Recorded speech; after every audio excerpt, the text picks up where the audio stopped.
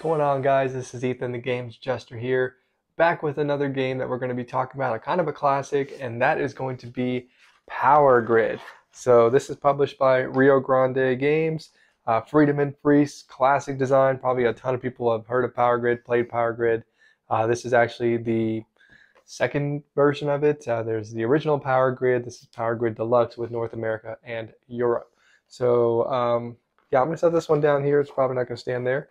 And I'm going to show you how it plays. It's a economic game where you're powering power plants throughout the North America or European regions.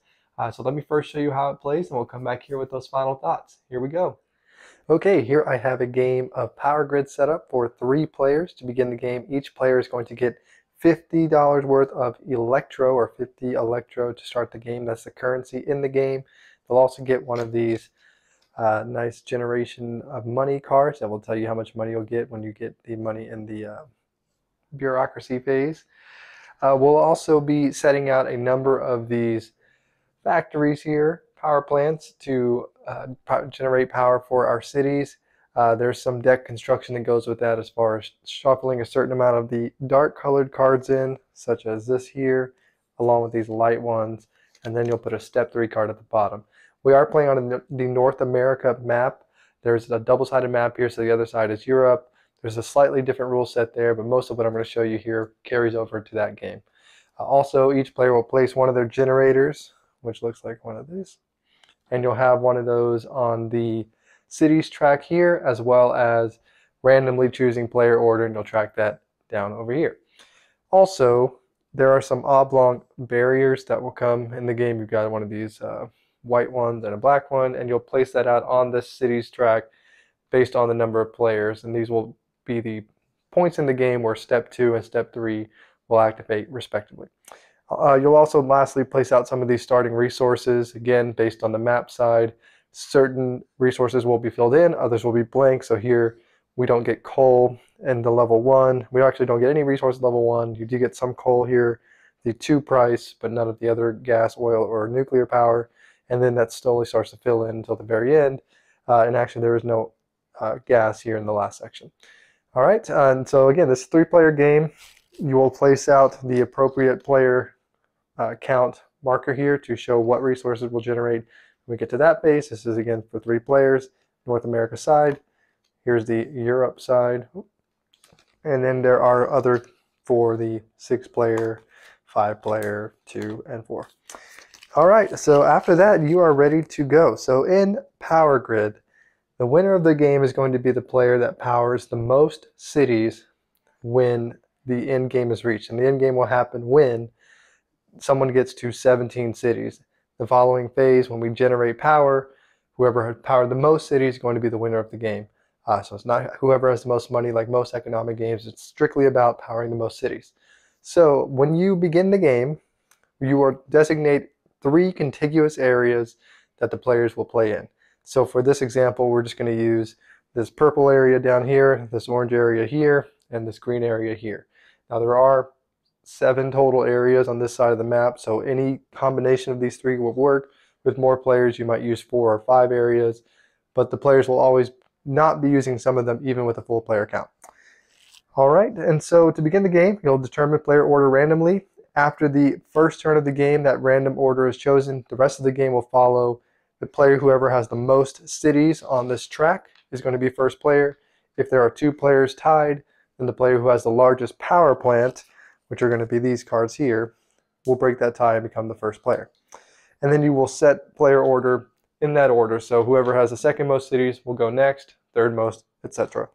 There's not a clockwise or counterclockwise sequence of events there. So you'll determine player order and then get into the auction phase. Now when you auction, you are only looking at the top 4 factories or power plants here in the market. There are 8 total. When we get to step 3 of the game, there will be less available, but for most of the game in steps 1 and 2, you will be only looking at the top 4. Now these factories or these power plants have a minimal bid, which is going to be on the top number here, and all of them are numbered differently. They're going to have a type of power plant that they are, a number of resources you'll need to power them, as well as the number of cities that they provide power for. So this is one of the ones that will come up later in the game. And this one actually is not in the game. The deck's already constructed, but just for example, you can see this one has a minimum bid of 38. It costs 3 oil to power 6 cities. Here we've got some hybrid ones where this one can take gas or oil in any combination, and it powers 5 cities. Here you've also got some of these solar powered or wind powered plants that don't require any resources, and they power a certain amount of cities. And then you've got mostly the cheapest kind of plants, which is these coal plants here. They do cost a certain amount of coal, power a certain amount of cities. And you can see here the coal is the most provided resource here, most available, and it can be rather cheap at the beginning of the game. All right, and so there are also some nuclear plants here, like you'll see in this example. Also one nuclear and powers 2 cities, but you can see earlier in the game, nuclear resources are pretty expensive, 9 electro. All right, so players will auction starting with the first player, and the player can either choose to auction one of the power plants here, in which case they would put the auction token on that particular one. In the North America map, you do have this $1 token that can go onto the first area, and that defaults to $1 or 1 electro bid as a minimum instead of the normal printed value. But after the player has chosen which power plant they're bidding for, they will state a number bid has to be the minimum or more, and then the next player in clockwise order will have a chance to bid on that plant. If they outbid them, it'll go still to the next player until it gets back to the starting player. Keep bidding, bidding, bidding, just normal auction style until everyone has bowed out, and the player who's bid the most will pay that amount back to the bank, take that power plant in front of them. Each player has a limit of 3 total power plants, and when they would get a 4th one, they can just discard one of the previous ones they had. If and when it comes to a player's turn, they opt out of auctioning, which they can do except for the very first turn, then they are out for the rest of the auction, meaning even though someone else is auctioning something and they have passed and therefore are not allowed to enter back into the auction to get another one. Similarly, if you've already obtained a power plant from the auction, then you are then out of the auction for the rest of the round, and you cannot get a second power plant that same round. Okay, so after the players auction off those power plants, and every time one leaves, let's say we'd auction this one here, we would flip a new card over and we would place that in the appropriate space, sorting from smallest to largest. Later in the game you might get some really high ones here, and then everything would slide around like so, and then we would put the highest one where it needs to go, or if it had fit in somewhere in between these numbers, it would go there as well. Alright, so after the player's auction, you will get into the buying resource space, and you will always be tracking players' turns using this marker here. So first player auction, second player, third player, okay, we're done. Now we're starting over. Now in the next 2 phases, when you buy resources and you build cities and generators, you will actually start with reverse player turn order. So here in this example, purple will get the first chance to buy resources. When you buy resources, you can buy a number of resources that you would like to, but you can only store as many as you can store on your generators. And that amount is going to be twice as much as the generator requires to power it. So for example, this one here could store 4 coal because it costs 2, and 2 times 2 would be 4. This one here could also store 4. Some of these other examples here, this one could not store any because it does not require any. This could store 2 oil. The hybrid ones could store any combination of gas or oil up to 4 in this example. There's 2 required here.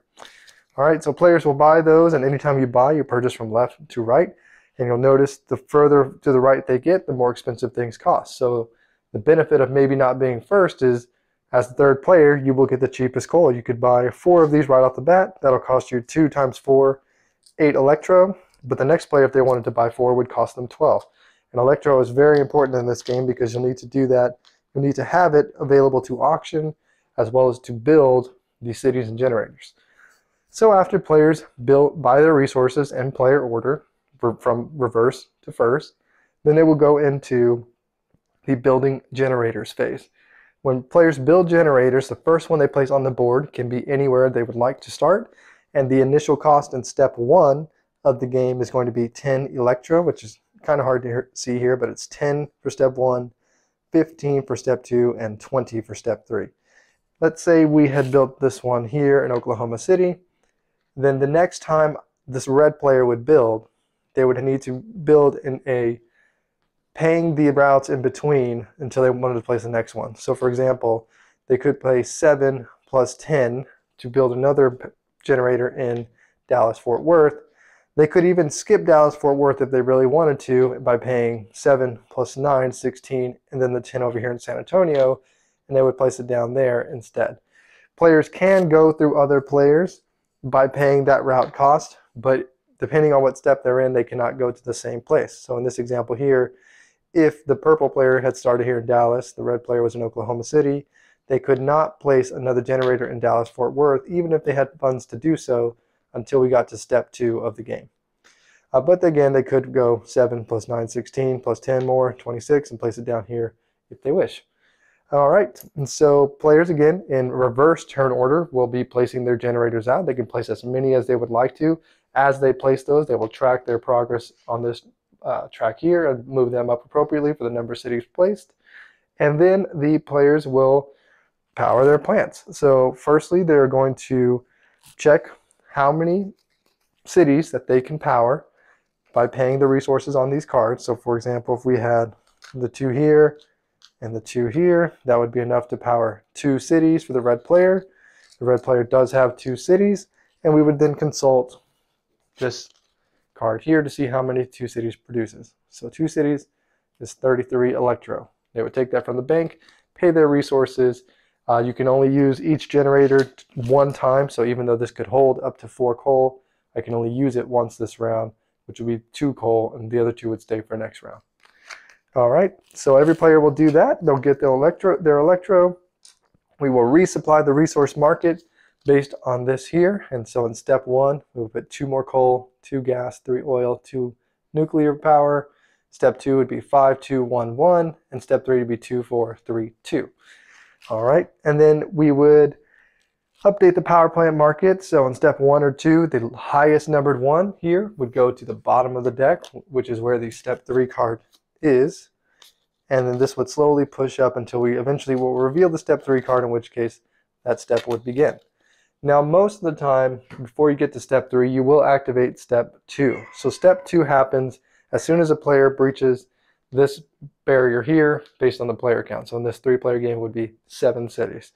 In the following phase, after that is done, there are a few steps you'll need to do. So after each player has connected it, you will go in North America. At the start of step 2, just once, we'll remove the lowest numbered power plant from the current market and replace it with a new one. In Europe, there are some new rules for that. And then you'll keep playing just like normal. It's important to remember also, and this I feel is a fairly often missed rule, that if there is a power plant in the current market equal to or lower than the number of cities any player has, it's immediately removed from the game. So as players build more and more cities throughout the board, then you'll need to pay attention to some of these lower numbered ones that people are passing on, because they'll no longer be available to those players. All right, so then we'll get into eventually step 3. So step 3 is a pretty big change in the game. And when step 3 card is drawn, and you'll basically just keep playing rounds and rounds, when it's drawn, then the smallest power plant again is removed, and there are only 6 power plants available. So you can see here on the board, step 3 reminds you that these 2 are not available. So you would take those out, you would only have these 6 available, and these would be much higher numbers then. And then all 6 of them become available for auction. Okay, also in step 2 and 3 is when players will be able to go to the places that other players have already been to. So when step 2 happens, the red player could, for example, go to Dallas-Fort Worth by paying 15 plus the cost to get there from either one. So they might probably choose this one here because it's only 15 plus 7 is 22, as opposed to 15 plus 9, which would be 24. And they would go there. In step 3, the third player, in this case blue, could also go here by paying 20 plus whatever cost, and they of course would still need to have a contiguous network or pay the cost to skip places where they do not have a generator. All right, and so again, after the step 3 happens, you will keep playing until someone gets to the second marker here and breaks that barrier. After that's done, whenever players go to power their cities, whoever powers the most in that turn is going to be the winner of the game. So that's a brief overview of things. Well, let's go back up top and I'll tell you what I think about it. Here we go. Okay, there you go. So that's how to play. Let's start getting into it. We'll start with the theme.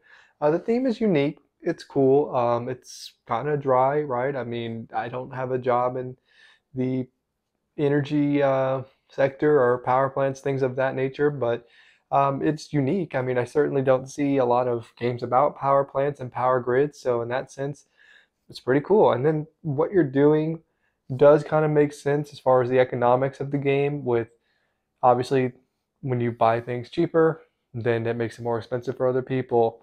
And certain resources are better at powering other things. And like, let's say the solar and wind things, those don't cost resources. That's pretty thematic. So in that sense, it's like average. I would say it's unique. It's an economic game, so it's not meant to be super thematic, but the economic lessons you get from it are pretty good.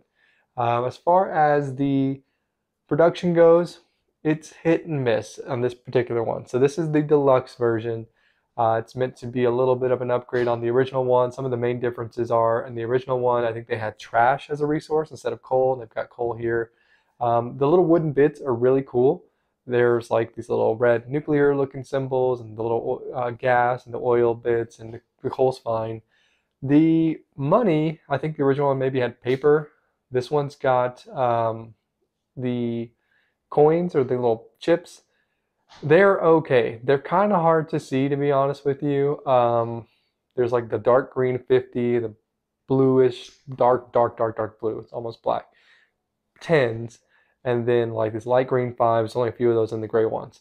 And so I don't know if paper would have been better. It's kind of cool that they're custom chips, but man, they're kind of hard to see and they're so small, and they kind of, I don't know. I just feel like if you got poker chips from like 18xx games and things like that, it's probably better to use just as well. Maybe even the paper money probably would have been easier. I don't know. It's okay, but that's one minor thing. If they'd made it a little bit more easy to see, I probably wouldn't complain about it. But as it stands, it's a little annoying. Other than that, like, the little generators are cool. The board is very colorful to segment the different regions. It's double-sided, so the fact that they give you two boards to start with is pretty cool. And yeah, I mean, I think everything is pretty good. It's above average, I think, with all the little neat wooden bits, because they could have just used cubes and that would have been kind of boring. So there you go. As far as the rules go, it's not hard. There's just conceptual things that may be a little bit hard to wrap around. And I like to think I'm pretty good at the rules, but I still, with the way they describe your turn and around and steps. And the steps is like this overarching theme to the game of like, we're in step 1 now. It's like a phase. We're in step, and actually there's phases too, right? Each round has 5 phases in it. But the step is step 1. Okay, you can only do these certain things, and you'll switch out the power plants and do this and that. Step 2, okay, now these things will change. You'll take out the lowest power plant, and you'll still put some of the bigger ones on the bottom. Okay, now step 3, we're cutting down the market, taking it down to 6. And in the example I showed, like, you take off the side 2, you actually take the lowest 2 out, and then you slide everything up, I believe. So, or you take maybe the highest one, put it on the bottom, and take the lowest one. There's something like that, but it's not just wiping those 2 off. But anyways, it's, again, conceptual things that when these certain thresholds are met or these criteria are met, then there's a gameplay function that happens. And so you just got to understand what those are. Once you do, it's not hard. But there's not rules 8 for folks. There's nothing to remind people that this is what step 2 and step 3 is, other than the step 3 card and the step 2 little marker on the board. Also, because it's about powering the most power plants when the game ends, if you don't have that wrapped up as far as like, okay, I got to increase the cities every time I buy one, not necessarily when I power them, but when I buy them, put them on the board, that's when that marker goes up. Because in the last game, my fault, we weren't doing that correctly, and that's again my fault, and we maybe played one more round than we should have. So that's just something where the person reading the rules has to do a thorough job. And again, that may not be anything that is against Rio Grande Games and the publishing of the game, but again, maybe not as blocky rule book. Maybe different formatting would have helped with that. And there are actually for the two-player game, there's like this other bot that you kind of put in a dummy player. It's not hard though, and on the back of the rulebook is a breakdown of most of the steps there, so that's nice. And maybe just would have been cool to give the players that.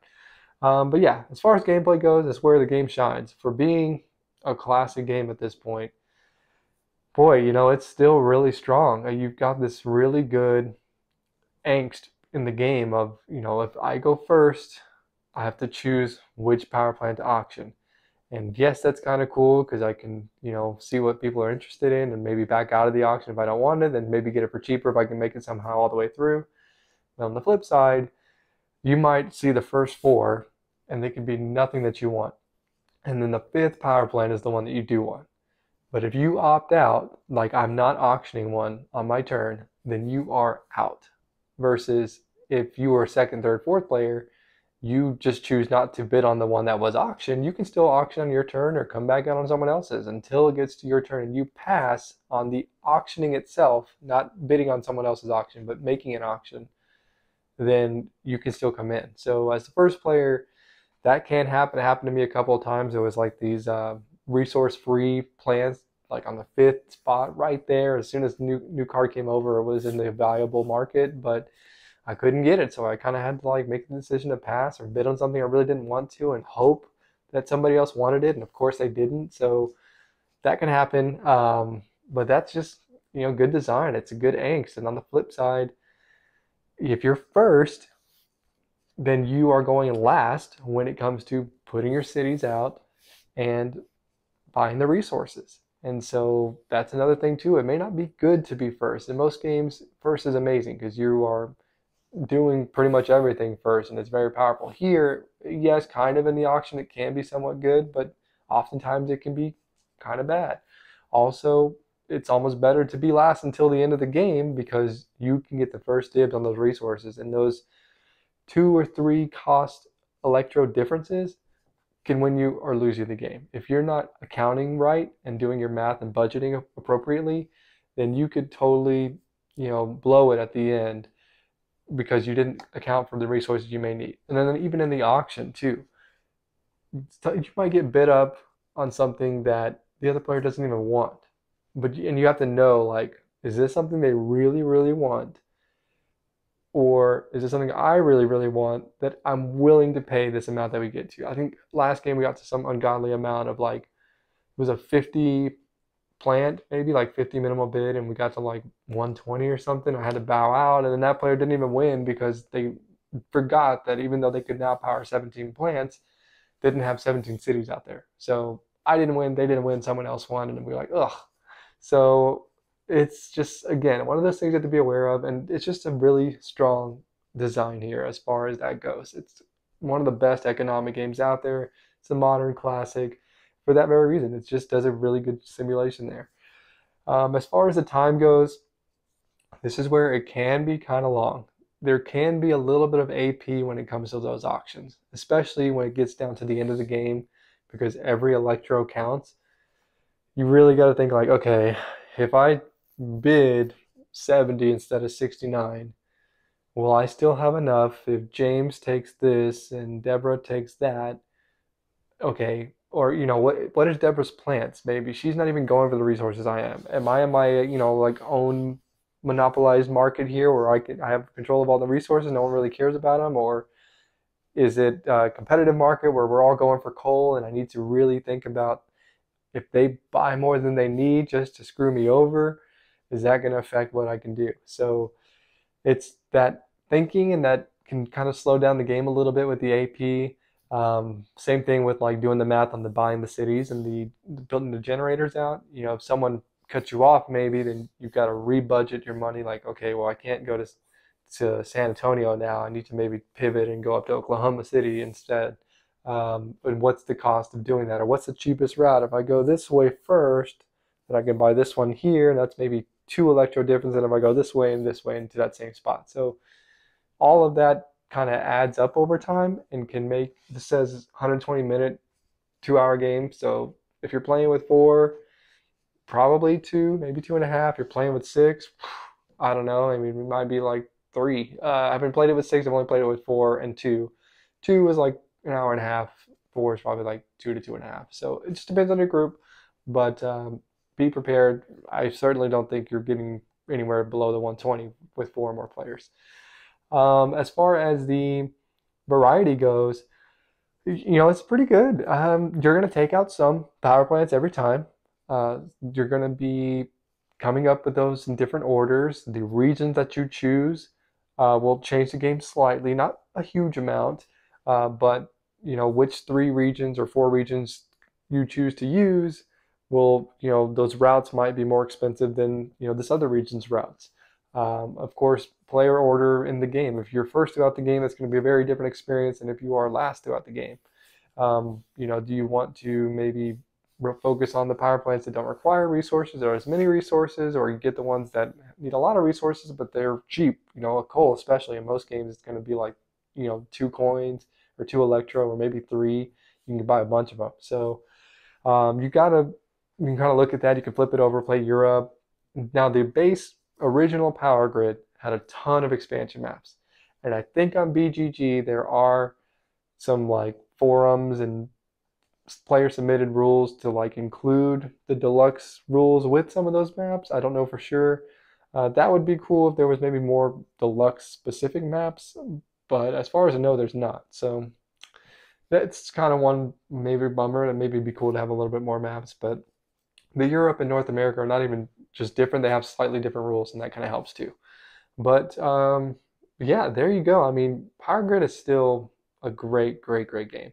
I'm going to ding it a little bit. So I just did my top 40. I hadn't played Power Grid before I did that.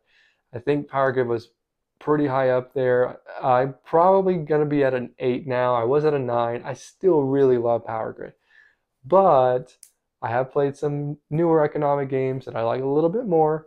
Obviously, the theme is not like amazing. And some of those production issues just kind of bothered me this last game. And the fact that, boy, if you get outbid in that last round, it is like devastating. You could be doing amazing the whole game, and then, someone just almost out of spite and just outbids you, like spends all their money, and you're like, okay, well, you're not going to win either. So yeah, I don't know. That kind of rubbed me the wrong way, but I still really love it. So don't let that scare you off. If you haven't tried it yet and you're Colton the new person, do yourself a favor. Go back and visit this classic because it is great. And you might like it as a 9 or a 10. And I might go back up. A really good experience next time, I might swing on that back to a 9. As it stands right now, I'm going to give it an 8. And there you go. Those are my thoughts. So for more information on this game and what I originally thought of it, at least a few weeks ago, check out my top 40 games of all time. If you like the content, please hit the like button and subscribe. Make sure you hit the bell so you can see when the next video is coming up. If you have played Power Grid, what did you think about it? Make sure to comment below. What's your favorite economic game? Have you tried some of the other ones like Smartphone and Food Chain Magnet, things like that? The original Power Grid, do you know if the maps switch over to this? And if so, is it pretty easy? Let me know below. Otherwise, again, I've been Ethan, the Games Adjuster, and hope you have a good one.